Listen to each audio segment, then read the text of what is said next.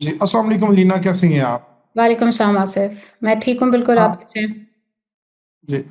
First of all I am really very sorry, I think कोई हमारे यहाँ problem है कि फेसबुक पे हम लोग लाइव नहीं जा पा रहे, so I am really very sorry for that. That's okay. Okay, so let's start. और जो हमने वेबिनार आज करना था अबाउट टू डिस्कशंस हैं very importantly. First of all मैं कनाडा के हवाले से आपसे पूछना चाहूँगा कि कनाडा में क्या नया चल रहा है, क्या अपडेट्स है, टाइम स्लॉट्स क्या है, मतलब बहुत से question I have to ask from you. So kindly one by one पहले आप थोरोली मुझे थोड़ा सा बता देते हैं, फिर मैं अपने जो सवाल देने की बुछाड़ आपके साथ स्टार्ट कर लूँगा। बिल्कुल ठीक है।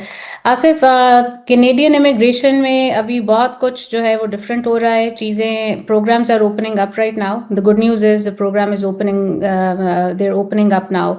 पिछले साल की तरह जैसे इन्होंने काफ़ी प्रोग्राम्स हॉल्ट कर दिए थे, पॉज कर दिए थे। तो अब ये है कि उन्होंने री स्ट्रैटेजाइज करके काफ़ी प्रोग्राम्स दोबारा ओपन अप कर रहे हैं, which is good news for people in Pakistan. A lot of programs which were also open last year were not getting approvals.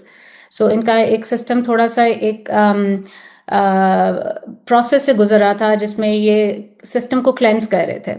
तो इन्होंने काफ़ी एप्लीकेशंस जो थी वो कैंसिल भी हो गई, कुछ लोगों को रिस्पॉन्सेज ही नहीं आए।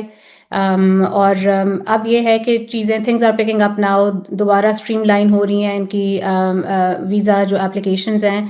प्रोसेसिंग टाइम्स अलबत्ता इन्होंने कुछ बढ़ा दी हैं, जैसे आपको पता है काफ़ी प्रोग्राम्स के प्रोसेसिंग टाइम्स इंक्रीज हो गए हैं।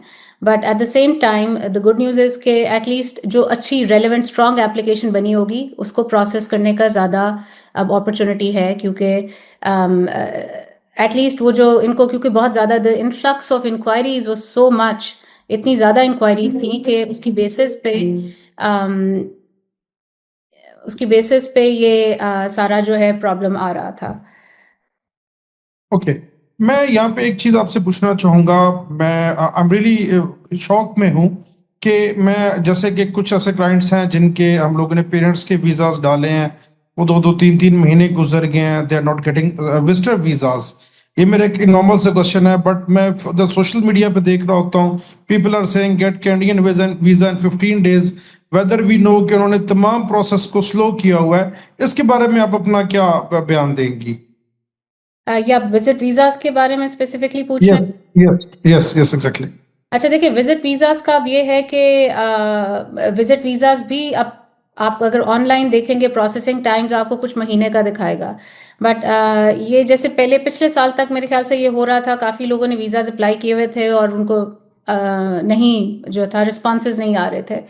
तो अब ये है कि we are getting fast responses. Visa मेरे अभी recently we had multiple approvals, और कुछ पाकिस्तान के क्लाइंट्स की बात कर रही हूँ मैं, कुछ अप्रूवल्स 2-2 हफ्ते के अंदर भी आए हैं। और ये भी मैं आपको रीसेंट मार्च की बात बता रही हूँ। So things are picking up, like I said, आपकी एप्लीकेशन स्ट्रांग होनी चाहिए, आपका रीज़न स्ट्रांग होना चाहिए विजिट वीज़ा का। बहुत से लोग ये मिस्टेक करते हैं जो कि, क्योंकि हम यही आज डिस्कस, इसका हमारा एजेंडा ये था कि कॉमन प्रॉब्लम्स क्या होती हैं, क्या रीज़न्स होते हैं जिसकी वजह से आपकी एप्लीकेशन रिफ्यूज़ हो जाती है। तो उसमें एक जो मेन रीज़न है ना, जो मैंने नोट किया है पाकिस्तानी क्लाइंट्स का, उनका ये होता है कि उनका purpose of visit is not clear. ठीक है, आप अगर कह रहे हैं कि जी आप टूरिज्म के लिए कनाडा जा रहे हैं, आपकी ट्रैवल हिस्ट्री क्या है? Does it actually justify that you are travelling from Pakistan to Canada for tourism when you have not even been to the Middle East for example, right? So जो visa officer okay, होता है वो ये logic apply करता है कि आपका purpose of visit, अगर आपका कोई, फॉर एग्जांपल अगर कोई फैमिली मेंबर है या आपका कोई फ्रेंड है, try to get an invitation letter, try to support that application with a solid reason. और कुछ हमने ऐसी एप्लीकेशंस भी कही हैं जिसमें हमने सिर्फ टूरिज्म का पर्पस दिया है, बट फिर आपको उसको स्ट्रैटेजाइज करना है। फॉर एग्जांपल, आप पूरी फैमिली का इकट्ठे अप्लाई ना करें। ठीक है, ये भी बहुत लोग करते हैं कि सारे 5-6 लोग इकट्ठे अप्लाई कर देते हैं। That is also a very common mistake. And again उससे आपका इंटेंशन शो होती है कि आप जाके वहाँ पे शायद परमानेंटली रिजाइड कर जाएंगे या ओवरस्टे कर जाएंगे, जो कि बहुत लोग करते भी हैं। तो आपको थोड़ा सा उसको स्ट्रैटेजाइज करके एप्लीकेशन को बनाना पड़ता है, विच increases chances of success. Okay, that's a very good news from your side. एक तो टाइम वाकई शॉर्ट हो गया है। मैं अब इसी को मतलब मैं उल्टी साइड से स्टार्ट हुआ। Let's talk about the study visa. Study visa के बारे में इस समय आप क्या कहेंगी? जैसे कि पिछले दिनों में सुनने में आया कि कैप लग रही है, पोस्ट स्टडी वर्क परमिट नहीं देंगे, स्टडी कंप्लीट करने के बाद you have to leave Canada. मतलब अगर आपने बैचलर्स किया, मास्टर्स डिग्री साथ कर ले, तो वैसे ही पॉइंट्स आपके बहुत ज्यादा हाई हो जाते हैं, जो कि एक्सप्रेस एंट्री सिस्टम में बहुत ज्यादा हेल्प आउट करता है। तो मुझे एक छोटा सा मगर मुख्तसर मगर जामिया नोट आपने इसके बारे में बताना है अबाउट स्टडी वीजा। जी। देखिए जी, स्टडी वीज़ास का ये है कि बिल्कुल study permits are very much open right now, ठीक है? इसका इन्होंने थोड़ी-सी रेगुलेशंस चेंज कर दी हैं। अब इसमें ये है कि पहले पोस्ट ग्रेजुएट वर्क परमिट आपको हर प्रोग्राम के बाद मिलता था। अभी भी पोस्ट ग्रेजुएट वर्क परमिट मिल जाता है आपको अगर आप डीएलआई से आ रहे हैं। Again it has to be a designated learning institute. आप अगर सही यूनिवर्सिटी, सही कॉलेज में अप्लाई कर रहे हैं, एप्लीकेशन डाल रहे हैं।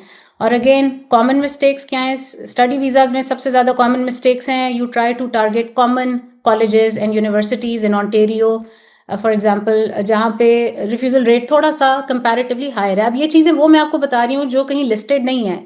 आपको कहीं भी आईआरसीसी की वेबसाइट पे या कहीं ये नहीं बताया जाएगा कि अगर आप किसी पॉपुलेटेड या सैचुरेटेड एरिया में अप्लाई करेंगे, वहाँ पे आपका chance of refusal is higher, ठीक है? बट हमारी स्ट्रैटेजी होती है कि we try to look for a college और a university which is very relevant to the student in terms of their education, and it is also a province where they want people to go, ठीक है? अगर आप ऐसे province में जा रहे हैं, और एक तो उसका बेनिफिट क्या होता है आसिफ, कि आप if you are going to a province which needs people, वहाँ पे अपॉर्चुनिटी ज़्यादा है। उस जो बच्चा जा रहा है स्टडी करने, या जो कोई एडल्ट भी जा रहा है, फॉर एग्जाम्पल मास्टर्स के लिए लोग जाते हैं, तो उसमें आपको, अगर आप ऐसे प्रोविंस में जा रहे हैं, वहाँ पे ज़्यादा चांसेस हैं कि आपको कल को जॉब भी मिलेगी और आपकी प्रोविंशियल नॉमिनेशन हो जाएगी। सो मैं जब स्टूडेंट वीज़ा को या स्टूडेंट को असेस करती हूँ, तो मेरे माइंड में इमिग्रेशन पर्सपेक्टिव होता है कि कल को इसकी पीआर स्ट्रैटेजी क्या होगी।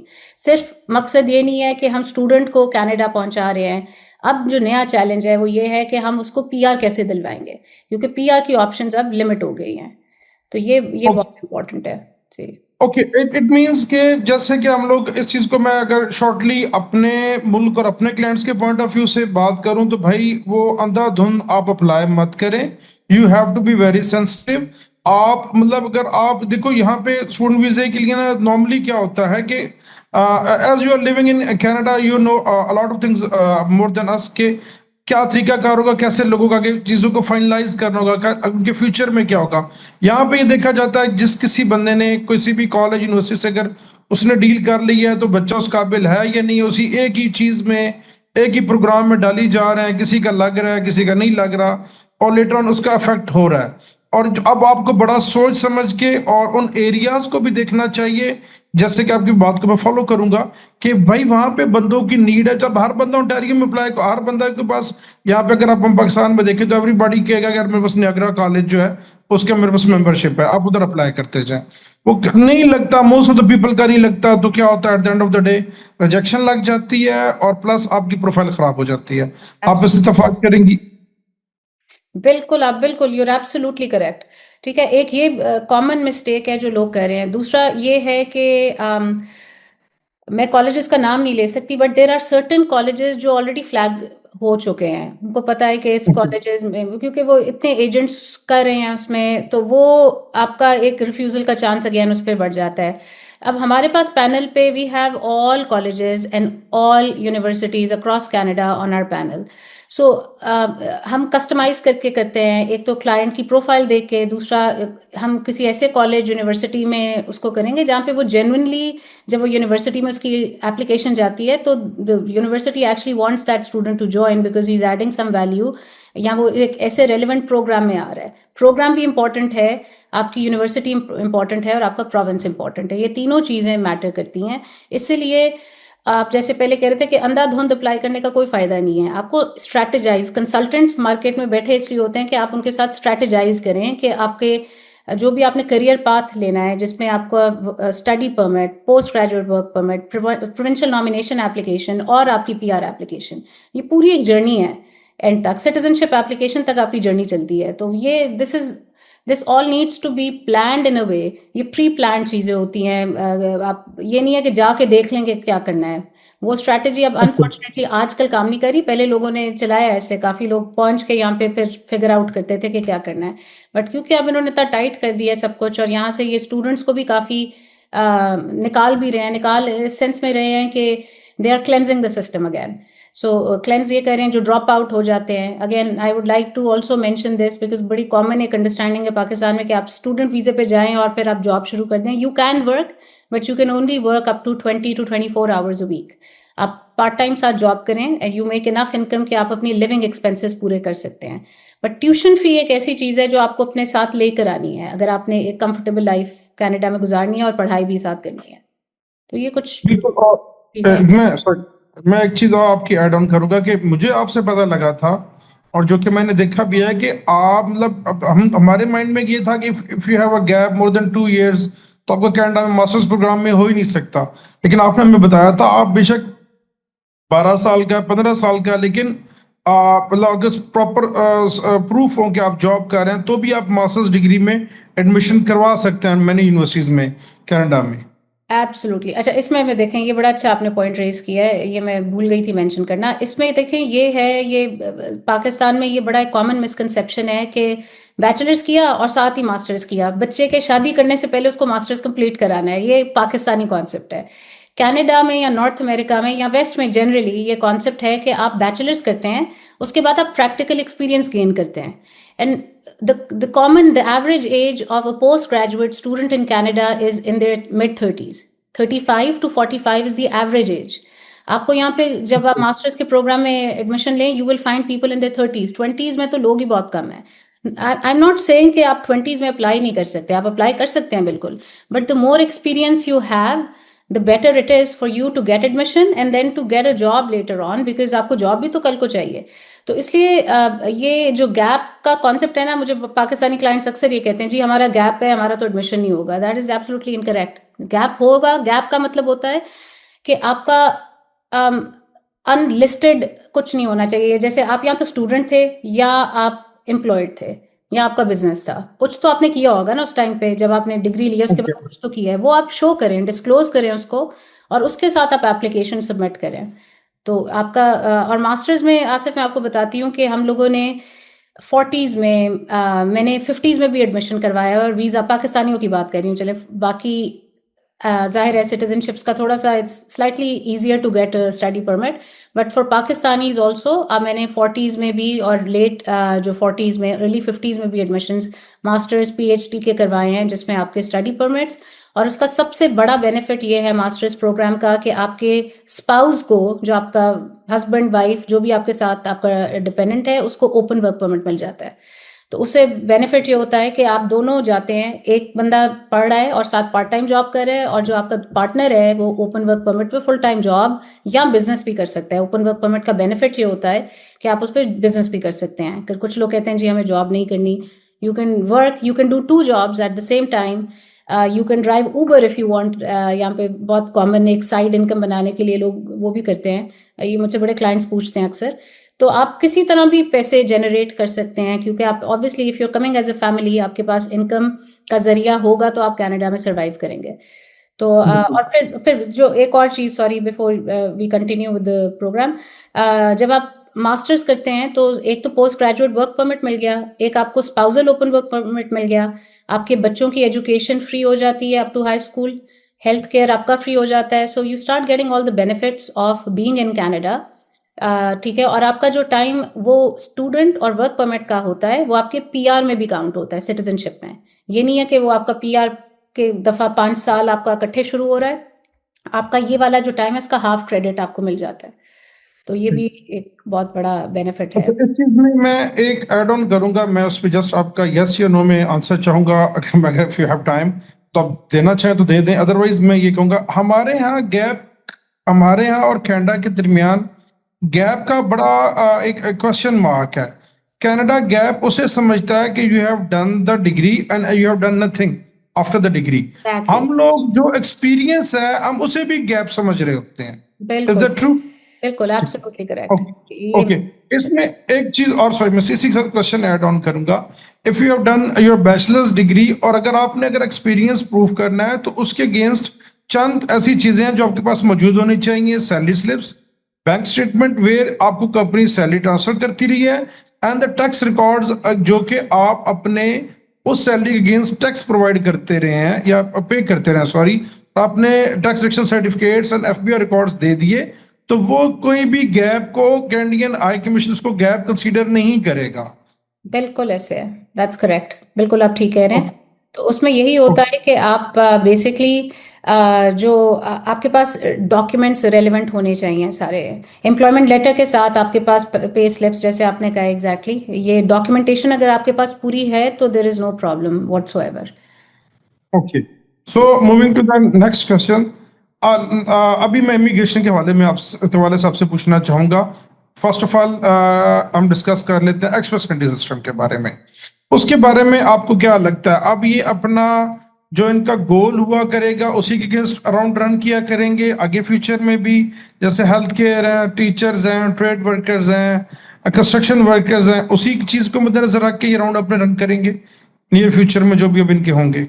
जी। अच्छा जी, अब ये पीआर का जो है ना, एक्सप्रेस एंट्री का भी बहुत ज़्यादा 2026 में they have completely revamped the system. बहुत ज़्यादा ड्रॉज हुए हैं, अगर आप जो लोग फॉलो कर रहे हैं उनको ये पता होगा कि जी, मतलब draw after draw after draw जो है वो ये लोग कर रहे हैं। ठीक है, अब उसमें उन्होंने सिर्फ जो चेंज किया है वो ये किया है कि एक तो उन्होंने ऑक्यूपेशन स्पेसिफिक कर दिया है। We have some occupations which are in demand, which includes health care, आपने जो मेंशन किया है, एजुकेशन है आपकी, which is early child care educators, secondary teachers, elementary teachers, ये सब कवर होते हैं। हेल्थ केयर में we have every one from physicians to nurses to dentists, psychologists, physiotherapists, and so on and so forth. There's a long list. वो list आप online देख सकते हैं। जब जब भी हमारे पास आता है, कंसल्टिंग फर्म के पास आता है, तो हम उसको असेस करके बता सकते हैं कि आपकी ऑक्यूपेशन इन डिमांड है या नहीं है। But commonly health care, education, trades में क्या आता है, ट्रेड्स काफ़ी लोगों को नहीं अंडरस्टैंडिंग होती कि ट्रेड्स में क्या आता है। So trades is basically construction related, आपकी जो टेक्निकल स्किल्स हैं, electrician, plumbers, welders, roofers, machinists, ये सारे जो हैं ये आपके ट्रेड्स में आते हैं। इसके अलावा transportation, truck drivers, this is we have a huge demand of truck drivers in Canada.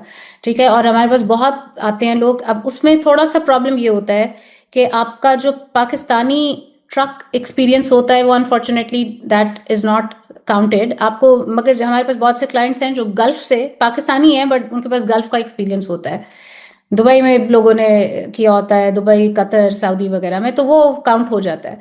तो एटलीस्ट वो लोग जो मतलब ये वेबिनार देख रहे होंगे, जो जिनके पास गल्फ का एक्सपीरियंस है, इट्स रेलिवेंट फॉर देम।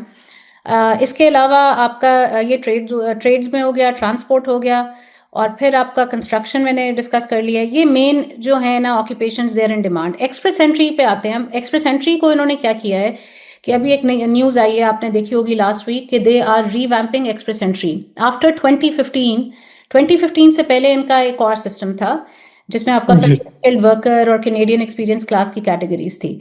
2015 के बाद ये एक्सप्रेस एंट्री लेके आए just to expedite the applications, because previously it was taking up to 3 years for PR application to be processed.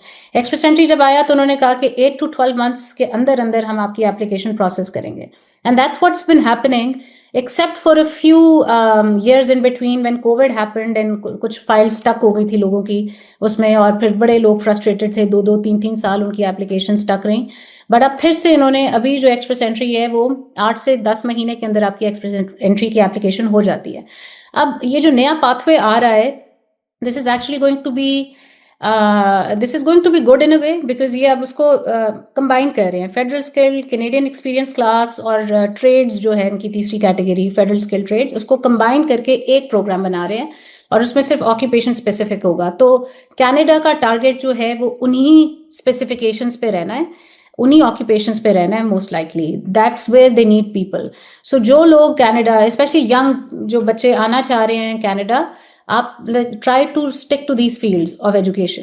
अगर आप एजुकेशन भी कर रहे हैं तो आप हेल्थ केयर की तरफ, एजुकेशन की तरफ, व्हेन आई से एजुकेशन आई मीन एकेडमिक्स की तरफ, जैसे बैचलर्स इन एजुकेशन हो गया, स्पेशली हमारी पाकिस्तान में female population, there a lot of them like to teach and there into the teaching profession, so teaching बहुत रेलिवेंट है। इनको यहाँ पे अर्ली चाइल्ड केयर प्रोवाइडर्स बहुत चाहिए, so they're short in that. Personal support workers बहुत चाहिए, जिसको आप नर्स एड भी कहते हैं। So again okay people who are not able to complete MBBS, सबकी it's not everybody's cup of tea, बहुत मुश्किल डिग्री है। तो आप एटलीस्ट नर्सिंग डिग्री लेके भी, अब कनाडा में nursing degree is a very respectful profession, it pays very well. आपको कनाडा में on average you make around 100 to $150,000 being a nurse, just being a nurse. Wow अगर आप डॉक्टर हैं तो आप you are over $500,000 a year। ठीक है, मैं ये नंबर्स इसलिए दे रही हूँ, I am using these numbers to motivate our youth, जो क्योंकि लोगों को नहीं आइडिया होता। पाकिस्तान की सैलरी से कंपेयर करके कहते हैं नहीं जी मैंने नर्स नहीं बनना, मैं तो डॉक्टर ही बनना है। और ये हमारा बहुत कॉन्सेप्ट है ना कि डॉक्टर की इज्जत है, नर्सिंग। मैंने ये बाहर आके सीखा कि नर्सिंग और जो इससे हेल्थ केयर रिलेटेड जितनी भी फील्ड्स हैं, they are all considered very respectful in North America. ठीक है, तो आप मतलब लोगों की जानें बचा रहे हैं, आप एक it's a noble cause, plus they pay you very well, it's a very well paid profession। Great. अच्छा मुझे एक और चीज एक्सप्रेस एंटी सिस्टम के हवाले से आपसे पूछनी है कि क्या ये सच है कि अब बहुत से application through AI system process होंगी? बिल्कुल एआई से ही हो रही हैं। देखें आसिफ, इनका एआई सॉफ्टवेयर है, उसका नाम है चिनूक, शायद आपने सुना हो। तो वो जी बिल्कुल। ज़्यादातर इनकी जो टेम्परेरी एप्लीकेशंस होती हैं वो सारी एआई पे जाती हैं पहले। ठीक है, एआई से वो फॉर्म्स वगैरह सारे वेरीफाई होते हैं, आपके डॉक्यूमेंट्स जो हैं वो भी वेरीफाई होते हैं। एआई एक एनालिसिस, एक एनालिटिकल रिपोर्ट बना के दे देता है कि भाई this application is missing X Y Z. उसके जो स्ट्रेंथ्स हैं वो भी बता देता है, वीकनेसेस वो भी बता देता है। ठीक है, सो अ लॉट ऑफ पीपल, जैसे फॉर एग्जांपल इसमें कॉमन मिस्टेक क्या होती है, जब आप एप्लीकेशन फॉर्म्स फिल कर रहे होते हैं, जब कोई एप्लीकेंट खुद एप्लीकेशन कर रहा है, उसको वो चीज़ें डिटेल्ड चीज़ें नहीं पता जो एक एआई पिक कर लेता है। ठीक है, तो ये एक चीज़ है जिसलिए बहुत से लोग, मेरे पास बहुत क्लाइंट्स आते हैं जिनकी आप प्रोफाइल देखेंगे। अभी मैंने रिसेंटली एक विजिट वीज़ा एक फैमिली का लगाया पाकिस्तान से, उनके पास यूएस का वीज़ा नहीं, वो हर साल हर समर यूएस जाते हैं। उनकी बहन यूएस सिटीजन है, तो they travel to the US every year. Another sister of his is a citizen of the UK, तो वो UK भी हर साल जाते हैं।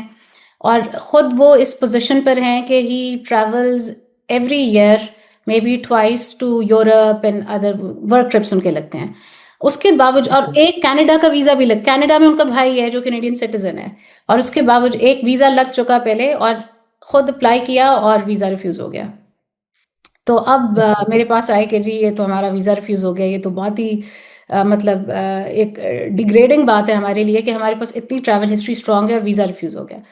तो जब मैंने उनकी एप्लीकेशन रिव्यू की तो वही बात सामने आई कि they were missing out on a lot of things which I as a professional, या जैसे आप कंसल्टेंट हैं, हम जो चीज़ें कैच कर सकते हैं वो एक लेमैन या जो एक एंड एप्लीकेंट है उसको नहीं समझ आती। तो वो मैंने एप्लीकेशन दोबारा उनकी रीसबमिट की, और सारे जो भी रेलेवेंट डॉक्यूमेंट्स और जो सबमिशंस हम लोग लिखते हैं, एक जो एप्लीकेशन होती है उसमें इमिग्रेशन कंसल्टेंट की, जो आपका लाइसेंस्ड इमिग्रेशन कंसल्टेंट होता है उसकी सबमिशंस लिखती हैं, जिसमें हम केस लॉ यूज़ करके, कैनेडियन केस लॉ यूज़ करके, we try to strengthen the application and we address the visa officers concerns for the prior refusals. So मेरा प्रायर रिफ्यूजल्स पे अल्हम्दुलिल्लाह बहुत स्ट्रॉन्ग होल्ड है। मैंने कुछ एप्लीकेशंस की हुई हैं जिनमें एक बच्ची के 9 रिफ्यूजल्स थे, तो 10वीं दफ़ा फिर वीज़ा मैंने लगवाया।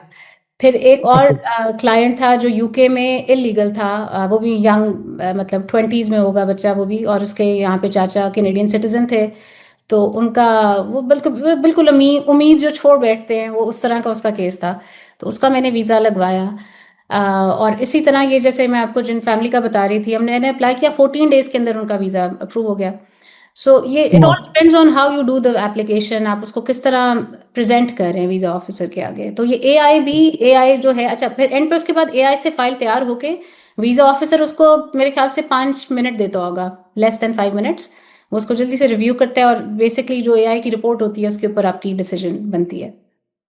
Okay that's great. Now move to the final thing, जो कि मैं जिसके लिए स्पेशली आज किया है। हम इंशाल्लाह ये करने के बाद हम नेक्स्ट वीक में दोबारा लाइव जाएंगे, लोगों के साथ हम बैठ के इन तमाम चीज़ों को दोबारा डिस्कस करेंगे। लोग हमारी ये वीडियो देखने के बाद बहुत से क्वेश्चंस के माइंड में मजीद आएंगे। C11, अब मैं C11 का अपनी कंट्री के पॉइंट ऑफ व्यू से बताता हूँ कि आप यहाँ पे मतलब एवरीबॉडी इज सेइंग हम C11 कर रहे हैं, हम कर रहे हैं, वेदर उनको इसका कुछ पता है या नहीं पता। लाइक मैं as a layman about this process, मेरे पास जस्ट चंद क्वेश्चंस होंगे। Like you can take me as a client. First of all I would like to know what is a C11 program, ये किन लोगों के लिए है, इसमें हम लोग क्या क्या कर सकते हैं। सो let's start from my questions. अब अलिया काइंडली टेल मी कि C11 क्या प्रोग्राम है। जी अच्छा, तो पहले तो मैं बहुत सरप्राइज हुई हूँ सुन के कॉमनली बहुत लोग C11 के बारे में बात कर रहे हैं, क्योंकि ये एप्लीकेशन बहुत एक रेयर एप्लीकेशन है। It's not the norm, this is not what you apply for generally. ये उस वक्त होती है जब आपके पास कोई और ऑप्शन नहीं वर्कआउट करती, तो फिर C11 की ऑप्शन पे हम आते हैं। और C11 जो है यहाँ पे कनाडा में भी बहुत रेयर है। बहुत कम लॉयर्स और कंसल्टेंट्स हैं जो इसको जो इस पे स्पेशलाइज कर रहे हैं। और कनाडा में इसकी जो डिमांड है वो अब जाहिर है अब ज़रा लोगों को पता लग रहा है, क्योंकि it's a fairly newer program, इतना कोई पुराना प्रोग्राम है नहीं। पहले इसको I would like to cut you। अते ते 8 फुटों ते बंदा कहना मैं C11 करा दूंगा। ठीक है, ठीक है, तो ये बड़ी शॉकिंग सी चीज है। हाँ, जी नहीं ये मैं हैरान हो रही हूँ सुन के, क्योंकि ये मुझे आइडिया नहीं था कि पाकिस्तान में हर बंदा C11 की बातें कर रहा है। बट खैर ये बड़ी एक रेयर एप्लीकेशन है, और इसका अप्रूवल रेट जो है वो हाई इसलिए है क्योंकि इस पे आपको एग्जैक्ट कुछ चीज़ें करनी होती हैं जिसकी बेसिस पे आपकी फाइल सक्सेसफुल होती है। ठीक है, अब मैं अपने सीक्रेट्स तो आउट नहीं करूंगी जो मैंने पिछले 10 साल में सीखा है, बट मैं आपको लोगों को एजुकेट करने के लिए, आपको भी एजुकेट करने के लिए मैं इतना बता सकती हूँ कि C11 की एप्लीकेशन में बेसिक जो रिक्वायरमेंट है, अगर जैसे आप मेरे क्लाइंट हैं, आप कहते हैं कि जी I want to immigrate to Canada और मैं इन्वेस्टमेंट से करना चाह रहा हूँ, क्योंकि हमारे पाकिस्तानियों के लिए स्पेशली अभी ऑप्शंस कम हैं। जो बंदा डॉक्टर नहीं है, जो बंदा ट्रेड्स का नहीं है, उसने, और हमारे पास बहुत इस तरह के हाईली एजुकेटेड लोग हैं जिनकी सीनियर मैनेजरियल एक्सपीरियंस है। फॉर एग्जांपल बैंकर्स हैं, हमारे टेलको के लोग हैं, यहाँ पे आप गवर्नमेंट और मतलब जो हैं, और जो हमारी बिजनेस कम्युनिटी तो है ही, और पाकिस्तान की बिजनेस कम्युनिटी इज़ ह्यूज। ठीक है, हम उन सबको टारगेट कर सकते हैं, वो सारे C11 के लिए अच्छे कैंडिडेट्स हैं। अच्छा, अब आप कहें कि जी अब मैं एज डेमोग्राफिक्स की बात करती हूँ, तो एज डेमोग्राफिक्स में we are looking at people who are in their late 20s to 60s even। ठीक है, आपके इसमें एज लिमिट भी कोई नहीं है। अब हमारे पास कुछ लोग हैं जो मतलब रिटायर्ड हैं, but they have lot of, हमारे पास उनके पास एक्सपीरियंस बहुत ज़्यादा होता है, तो हम उनकी भी एप्लीकेशन सबमिट कर सकते हैं। एज की भी वो वर्क परमिट वाली लिमिट नहीं है, जो आपकी वर्क परमिट की लिमिट होती है 55 से ज़्यादा हम नहीं एप्लीकेशन वर्क परमिट की करते। एग्जैक्टली ऐसे ही। Okay, education so minimum. उसमें एजुकेशन की भी कोई रिक्वायरमेंट नहीं है एज सच। अगर आपका बिजनेस का एक्सपीरियंस है तो आप यहाँ सीनियर मैनेजरियल एक्सपीरियंस है, तो education we can even take somebody who has high school. ठीक है, तो उसमें ओके, एजुकेशन की नहीं होगी तो अच्छी बात है, लेकिन मिनिमम रिक्वायरमेंट मैं आपको बता रही हूँ। आईएल्स की रिक्वायरमेंट डिस्कस कर लेते हैं, बड़ा कॉमन क्वेश्चन होता है। तो आईएल्स यस, में आपको CLB 5 चाहिए। CLB 5 is very very basic also. उसमें आपको मतलब वो 777-8 और जो एक्सप्रेस एंट्री की रिक्वायरमेंट है वो पूरी करने की ज़रूरत नहीं है। तो ओके, और इसके अलावा फंड्स की बात कर लेते हैं। फंड्स में आपको जो मिनिमम इन्वेस्टमेंट है, आई गो फॉर मिनिमम ऑफ $50,000। ठीक है, आपको लोग कहेंगे ओके, जी 20,000 में भी हो जाती है, 25 में भी हो जाती है, बट अगर आपको अप्रूवल चाहिए, अपनी फाइल स्ट्रॉन्ग आपको डालनी है, तो आपके पास मिनिमम 50,000 हो इन्वेस्ट करने को। 40 to 50 आई वुड से, मैं 40 से नीचे एप्लीकेशन नहीं एक्सेप्ट करती, बिकॉज वो फिर रिस्की हो जाता है। It has to be in my account या मेरी वर्थ $40,000 होनी चाहिए। नहीं, जो वर्थ है, नेट वर्थ जो आपकी है वो आपकी होनी चाहिए, हस्बैंड वाइफ की कंबाइंड नेट वर्थ होनी चाहिए एटलीस्ट 100,000।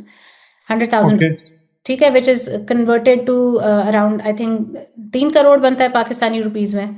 ठीक है, तो नहीं नहीं, 100,000 अराउंड 2 करोड़ 5 लाख। हाँ, 2 करोड़, 2 करोड़ बनता है। तो आपकी 2 करोड़ की नेटवर्थ होनी चाहिए। अब नेटवर्थ में क्या इंक्लूडेड है? आपका घर इंक्लूडेड है, आपकी प्रॉपर्टी अगर प्लॉट है, कोई गाड़ियाँ हैं, ये सारी चीज़ें आपके जो एसेट्स हैं वो उसमें इंक्लूडेड होते हैं। और आपके पास लिक्विड कैश जो है वो आपके पास at least I would say 7 million to 10 million आपके अकाउंट में कंबाइंड होना चाहिए, जस्ट टू शो दैट आप एक बिजनेस एप्लीकेंट हैं, because business applicant is suppose to show they are financially well established. तो आप यहाँ तो अपनी अकाउंट में बैंक स्टेटमेंट मेंटेन कर लें, कोई एसेट को लिक्विडेट करके, या जो भी आपका तरीका है आप उसको बैंक स्टेटमेंट अपनी मेंटेन कर लें उस टाइम के लिए फॉर एटलीस्ट 3 to 6 months। तो उस पे हम आपकी एप्लीकेशन जो है वो सबमिट कर सकते हैं। अच्छा, अब इंटरेस्टिंग और बात मैं आपको बताती हूँ कि बिजनेस, हमारे पास बिजनेसेस की, आई स्पेशलाइज इन बिजनेस इमिग्रेशन। सो हमारे पैनल पे डिफरेंट बिजनेसेस हैं जिसकी हम फ्रेंचाइजेस देते हैं, हमारे पास पार्टनरशिप की ऑप्शंस हैं, और हर किस्म के बिजनेस की हैं, छोटे बिजनेस की, बड़े बिजनेस की, हेल्थ केयर के बिजनेस की, एजुकेशन के बिजनेस की, फूड एंड बेवरेजेस की, because we try to match the business with the profile of the applicant.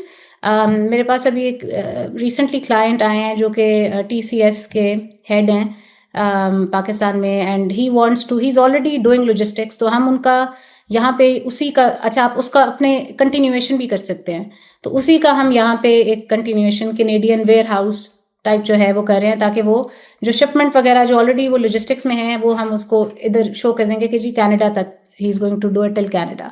उसमें कोई ज़्यादा इन्वेस्टमेंट भी नहीं होती आपकी, इनिशियल आपने कुछ इन्वेस्टमेंट करनी नहीं है, आप एक बिजनेस प्लान की बेसिस पे ये फाइल सबमिट होती है, ठीक है। Okay, आपने बस that's शो good. करने हैं, you just need to show that you have the funds and you have that profile. और the best thing about this application Asif is that इसका प्रोसेसिंग टाइम जो है वो 4 to 5 months है सिर्फ। Okay, that's great.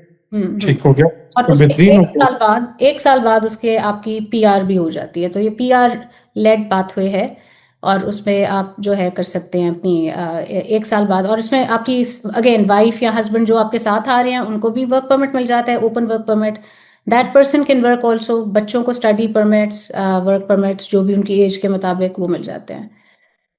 Okay, that's great. Reena, anything else अगर आप C11 के पॉइंट ऑफ व्यू से हमें कुछ ऐसी ऐसी चीज मुझे बता सकें कि इसकी साइड इफेक्ट्स क्या हैं, कि अगर आप, जैसे कि अब हर बंदा कह रहा है कि हम लोग इसको करके देंगे, हम लोग करके देंगे, तो उस पॉइंट ऑफ व्यू से क्लाइंट्स को कौन से ऐसे पॉइंट्स मद्देनजर रखने चाहिए कि जिसपे कि भाई उनका टाइम और ये चीजें ज़ाया ना हो?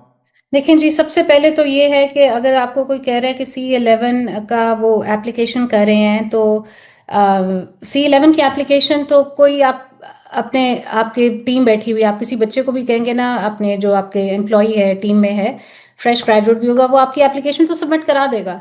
एप्लीकेशन तो वो स्टडी परमिट की भी करा देगा, C11 की भी वो डॉक्यूमेंट चेकलिस्ट निकाल के ऑनलाइन वो कर देगा।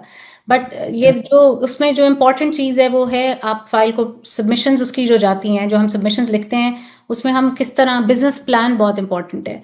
अब बिजनेस प्लान एक किसी बेसिक जो, अगर जैसे आप कह रहे हैं पाकिस्तान में कंसल्टेंट्स कर रहे हैं, वो मतलब मुश्किल हो जाता है, क्योंकि इसमें आपको एक रेलिवेंट नॉलेज चाहिए। इसीलिए तो कैनेडियन इमिग्रेशन या इवन बाकी भी, आप ऑस्ट्रेलिया का करते हैं काम, तो उसमें भी ये आपकी एक थोड़ी सी जो एक्सपीरियंस और नॉलेज है, वो क्वालिफिकेशन है, वो बहुत मैटर करती है कि आप किस कंसल्टेंट से अपनी एप्लीकेशन करवा रहे हैं। मैं बस अभी यही कहूँगी, क्योंकि इतना टाइम नहीं है कि मैं और ज़्यादा डिटेल्स में जाऊँ कि उसका सक्सेस रेट क्या है। C11 की file can go wrong very easily, okay, आपको रिफ्यूजल मिल जाता है अगर आप उसको फाइल को ठीक तरह ना किया जाए। तो ये यही उसका वो है, क्योंकि लोग सबमिट कर देते हैं एप्लीकेशन, रिफ्यूजल्स आते हैं उसमें फिर। ठीक, fine. I would like to say thank you to you Alina, thank you for your time. आज चूंकि हम लोग लाइव नहीं जा सके, आप मुझे अपने नेक्स्ट वीक के शेड्यूल में काइंडली मुझे बताइएगा, तो उसके अकॉर्डिंगली हम लोग दोबारा इसको, कि we have a lot of questions to ask from you, हमें बहुत सी चीज़ें आपसे और मज़ीद सीखनी है, तो आप हमें काइंडली नेक्स्ट वीक में शेड्यूल को बता दीजिएगा, जिसके ऊपर ताकि हम लाइव आ सकें और हम दोबारा आपसे मज़ीद जो है हमारे क्लाइंट्स और हम लोग आपसे इंफॉर्मेशन ले सकें। बिल्कुल ठीक है, नेक्स्ट सैटरडे भी हम जो है एक इस पे वेबिनार एक कंटिन्यूएशन के तौर पे कर लेते हैं, और उस पे फिर जो लोगों के जो भी क्वेश्चंस वगैरह होंगे, या further immigration pathways, for example Australian immigration की भी हम ऑप्शन है जो डिस्कस करेंगे next. Yes, inshallah, inshallah. Thank you for your time, thank dear. You Asif, thank you for having me, take care जी, Yep, खुदा हाफिज। yep.